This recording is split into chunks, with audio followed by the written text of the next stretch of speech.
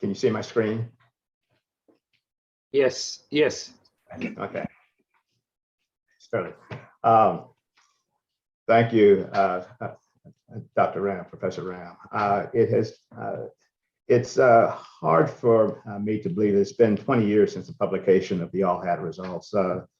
Though, as mentioned by Bill, we're actually talking about over 30 years for Paul, Bill, and I. When you include the planning, the pilot phase, not to mention the grant application portion of the beginning of ALLHAT. But I guess time does fly whether you're having fun or not. But I certainly want to thank the organizers of this symposium for extending me the opportunity to address this forum today.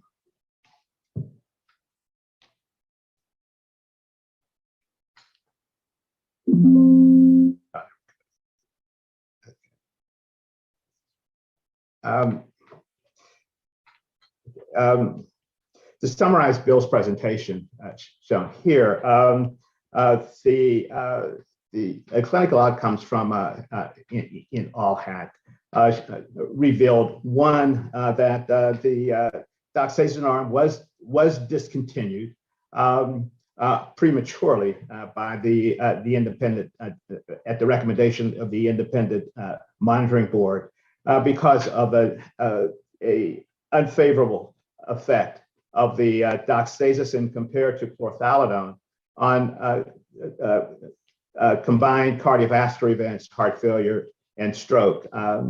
The trial was powered for coronary events, but did not show with any of the agents any beneficial effect of the newer agents compared to chlorthalidone.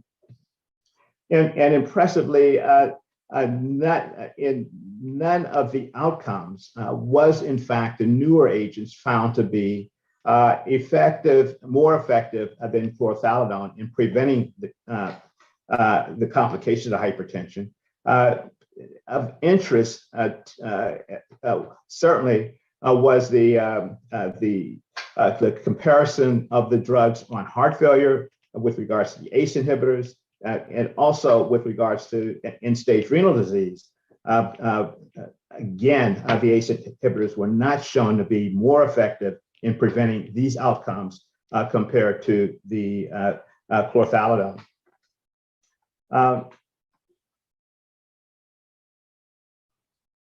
Subsequent to ALLHAT, we have the SPRINT trial, and in SPRINT, the chlorthalidone was the drug was the recommended diuretic to be used in SPRINT. Well over half of the participants in SPRINT received the diuretic, and nearly 90% of the thiazide type diuretic used in SPRINT was chlorthalidone. And as you can see from the results, that there was a dramatic reduction. With SPRINT, the objective was to assess the two blood pressure targets, less than 120 systolic versus less than 140 systolic. And it showed a 27% reduction in the primary outcome, which consisted of MI, acute coronary syndrome, stroke, heart failure, and cardiovascular death. And showed a 27% reduction in the primary outcome and significant reductions in myocardial infarction, clearly dramatic reductions in heart failure, and cardiovascular death from cardiovascular causes was also substantially reduced in those treated to the lower blood pressure target in the SPRINT trial. What I've shown you here is the subgroup breakdown of the SPRINT trial by outcome. For the primary outcome, as you can see, there was essentially, whether you're talking about broken down. There were pre-specified outcomes: age, gender, Black versus non-Black race, prior versus no prior CKD, prior versus no prior cardiovascular events, and blood pressure, baseline blood pressure tertiles. And as you can see, there was no significant difference in the outcomes in any of these pre-specified subgroups. And also there was similar results in those patients, whether do not have significant numbers of Indian patients within the trial or Asian patients, but certainly Hispanic patients were seen, and were also did not see any differential effect on the trial results in Hispanics, non-Hispanic Black, non-Hispanic whites, by frailty status. Certainly did not have diabetics in the trial, but did have patients with metabolic syndrome. Again, similar benefit of the lower blood pressure target with chlorthalidone as a major component. And in patients with prediabetes, again, similar effect of the lower blood pressure target in patients with prediabetes. Importantly is the fact that the blood pressure, the intensive target systolic blood pressure is less than 120. This is the first time that any blood pressure target that low had been attempted in a clinical outcome trial. And clearly we were successful in achieving that. If you look at the average follow-up blood pressures in the trial, in all of the pre-specified subgroups, we were if you look at the average systolic blood pressure was very similar, regardless of either the pre-specified or the not pre-specified subgroups. And if you look at this, it includes during the titration phase of titrating the medications to achieve these blood pressure targets. But if you look at after the 6 months of titration phase, certainly we were consistently able to achieve the systolic blood pressure less than 120 in nearly all of the pre-specified and non-pre-specified subgroups. So that one, chlorthalidone was shown to be effective compared to other agents, and two, was very effective in achieving blood pressure targets that have also been shown to be very effective in reducing clinical outcomes.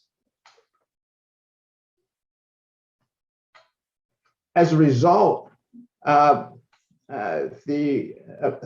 beginning to see and have begun to see national and international guidelines begin to evaluate the choice of thiazide and thiazide type diuretics in controlling in their recommendations for controlling patients with hypertension. The UK NICE guidelines states in their guideline in 2019 that is starting or changing diuretic treatment for hypertension, offer a thiazide-like diuretic such as indapamide or chlorthalidone in preference to conventional thiazide diuretics such as benzoflumethiazide or hydrochlorothiazide. The Canadian guideline indicates that a grade A recommendation for monotherapy choices of a thiazide-like diuretic, with a grade B recommendation for the longer acting diuretics are preferred. And certainly the 2017 US guideline clearly states that chlorthalidone is preferred on the basis of prolonged half-life and proven trial reduction of cardiovascular events. Now, I note here the current Indian guidelines as of 2019, and there is no mention of drug preference, but only that there is a recommendation that the dose of a thiazide diuretic being used should be less than 25 milligrams per day, equivalent to hydrochlorothiazide. There is in India, unlike the US, there is both a 6.25 and a 12.5 milligram dose of chlorthalidone available, which is not available in the US. So I'll make mention of that, but we'll say that, and we'll show later that doses that low have not been seen, have not been tested in a clinical outcome trial. Unfortunately, the use of the thiazide type diuretics, and in fact particularly the recommended doses that have been seen in clinical outcome trials are not as well utilized in practice. These are data from a publicly patients receiving public insurance for healthcare throughout the state of Ohio in the U.S., showing that chlorthalidone usage is certainly approximates the use of clonidine, essentially. So it's not that well used. And these data, we see this in this. These are patients who with uncontrolled hypertension, and so these are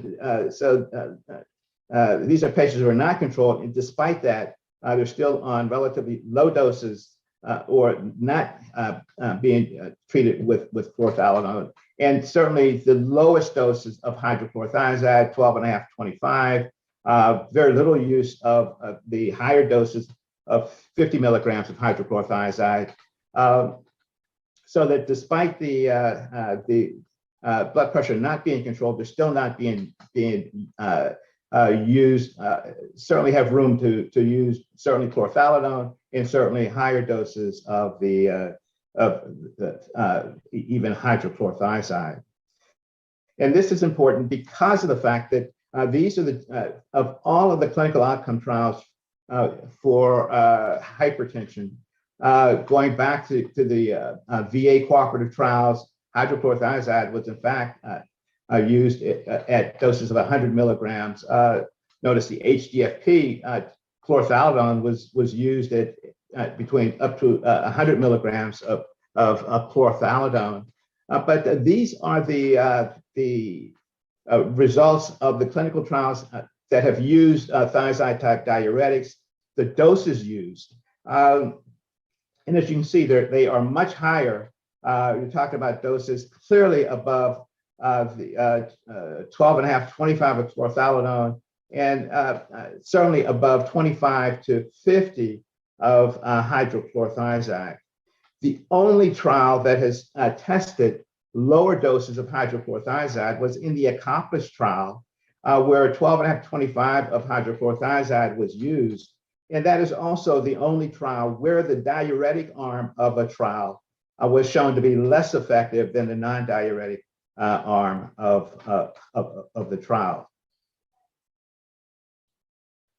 One question that has come up is whether or not chlorthalidone will reduce major cardiovascular events compared to hydrochlorothiazide. This discussion has been going on, been multiple meta-analyses to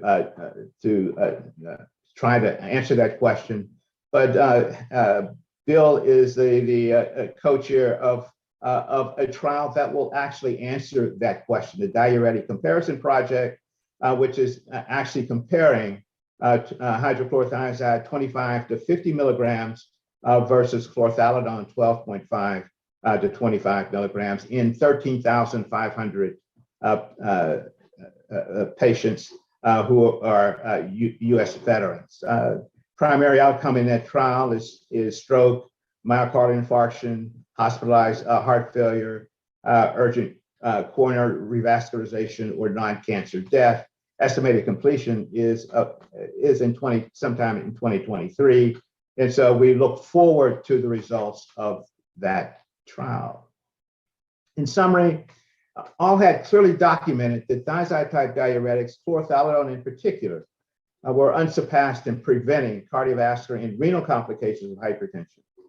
These results in those studies subsequent to ALLHAT have confirmed and increased the acceptance of thiazide and thiazide-type diuretics in the management of hypertension today.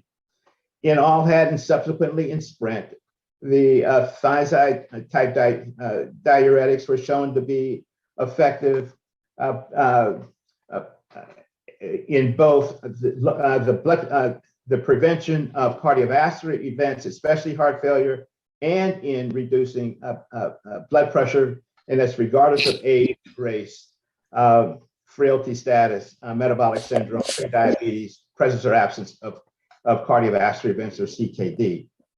Major cardiovascular national and international guidelines in the US, the UK, and Canada recognize the longer acting diuretics such as chlorthalidone as preferred.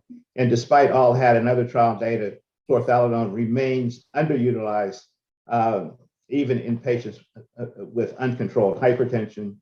And a direct comparison, Bill is leading a direct comparison of chlorthalidone with hydrochlorothiazide on cardiovascular event outcomes currently here in the US. And I'll thank you.